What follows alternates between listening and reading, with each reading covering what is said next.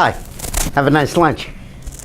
You know, I can't recall any time since the Vietnam War when one single issue has so dominated an election as job creation does for this election.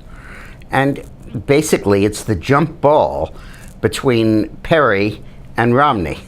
And they're the two people who get the best ratings on that, and they really are competing over that issue. And whoever wins that jump ball will have an enormous advantage going into the election.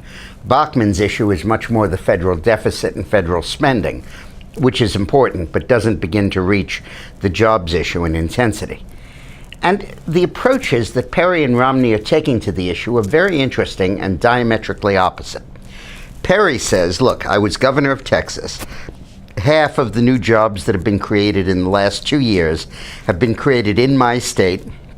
We've created so many jobs. We have a rapidly expanding population, and yet we have low unemployment and huge job creation at good wages. Vote for me because I've shown that I can lead a state in creating jobs. And Romney is saying, hey, look, for 25 years, I created tens of thousands of jobs. I didn't just preside over a state government that because of low taxes or low regulation under whom jobs were created. I made them. I created them. I figured out what you needed to make these businesses work, what extra capital they needed, what extra manpower, what marketing changes, what advertising changes, and I know how to do this from the ground up.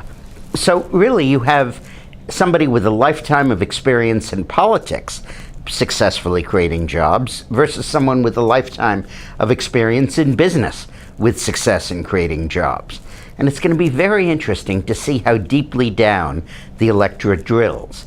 Now, of course, you have all kinds of counter-arguments. Romney will say that about a quarter of the jobs in Texas are energy jobs, and Massachusetts doesn't happen to have any oil. He'll also say that he inherited high-tax environments, and Taxachusetts, they used to call the state, and that they had only 4 years to turn the battleship around, and that Perry inherited a very low-tax, non-income tax state, so was moving in that direction anyway. And then Perry is going to say about Romney, well, you're no miracle worker. There were a number of companies you invested in that fell apart. There are some you sold off. There are some you moved offshore. So it's going to be a very interesting battle for ownership of the jobs issue. And it will redefine what we expect of a president. Do we expect a president to sit back with macroeconomic theory, money supply, balancing the budget, holding down taxes, reducing regulation, or do we want him to go one step deeper? Do we want him to actually focus on research and development credits, capital gains rules, detailed federal regulations, bank regulations? Do we need to drill down to that level of specificity, which would give Romney an advantage? So it's going to be a really interesting fight, and we'll see round one of it in the debates that start on September 7th, when Romney and Perry will be fighting for that jump ball. Let's tune in.